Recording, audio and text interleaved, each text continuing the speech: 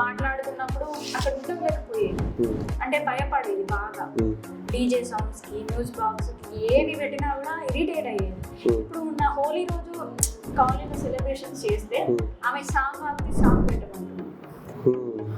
అసలు అది బాగా అనిపించింది.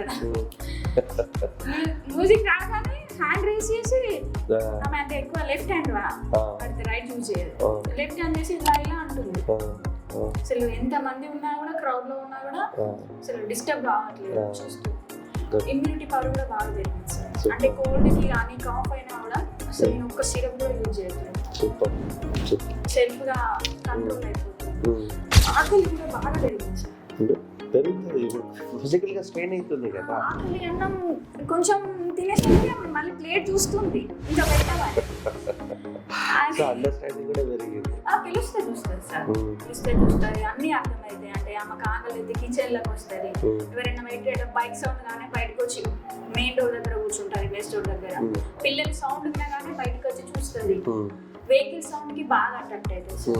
ట్రాక్టర్, జేసీబీ, ఈ వెహికల్ ఇవి రెండు బాగా చూస్తాయి. అవి ఎక్కడ సౌండ్ ఇవ్వబడినా టర్న్ అయి చూస్తాయి. నేను మామూలుగా వచ్చేది వాళ్ళు ఆటోలో చూస్తే సౌండ్ అయితే కూడా టర్న్ అయి చూస్తారు, ఎక్కువ నుంచి వస్తున్నాయి. వేరే వెహికల్స్ చూడదు సార్, ఓన్లీ ఒక్కొక్కరికి ఒక్కొక్క సౌండ్ ఇష్టం, ఇంజన్ సిస్టమ్,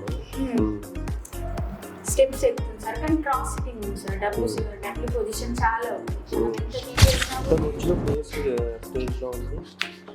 కొంచెం తనకి ఇక్కడికి వచ్చినప్పుడు నడవడం ఇబ్బంది ఉండేది సార్. అంటే కొంచెం అంటే ఫుల్ సపోర్ట్ ఇచ్చేది, ఫుల్ సపోర్ట్ ఇచ్చినా కూడా నడవకపోయేది. కొంచెం ఇట్లా పట్టుకున్నా కూడా, సింగిల్ ఫింగర్ పట్టుకున్నా కూడా నడుస్తుంది sir.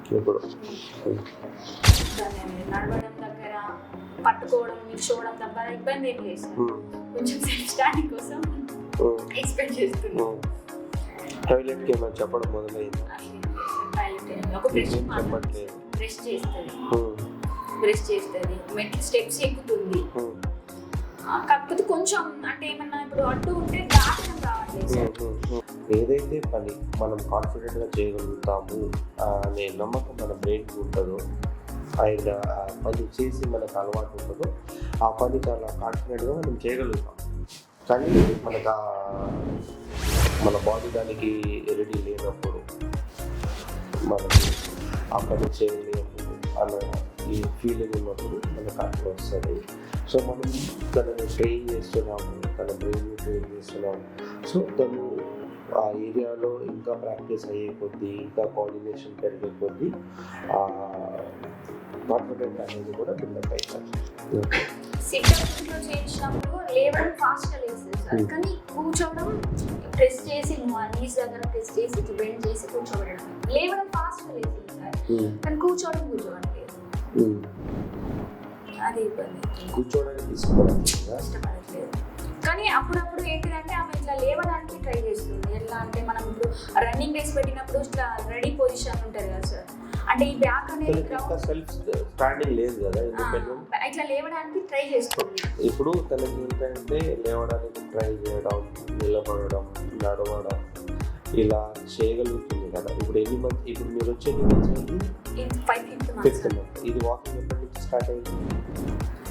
Walking 3rd month start అయింది కదా. సో మనకి తను చేయగలుగుతుంది కాబట్టి ఇప్పుడు ఇంకా ఇంట్రెస్ట్ అనిపిస్తుంది అన్నమాట. కూర్చోవడానికి అంటే ఇష్టం చూపించదు, ఎందుకంటే ఎక్స్ప్లోర్ అవ్వాలి, తిరగాలి. ఇప్పుడు తనకు తెలుస్తుంది కదా, తనకు బాగా అనిపిస్తుంది కదా. ఓకే, సో నో వరీస్, మనకి ఏదైతే డెన్సిటీ అది ఉంది కదా అది కూడా తగ్గుతుంది వర్కౌట్ చేస్తే. ఓకే, ఓవరాల్గా హ్యాపీయా?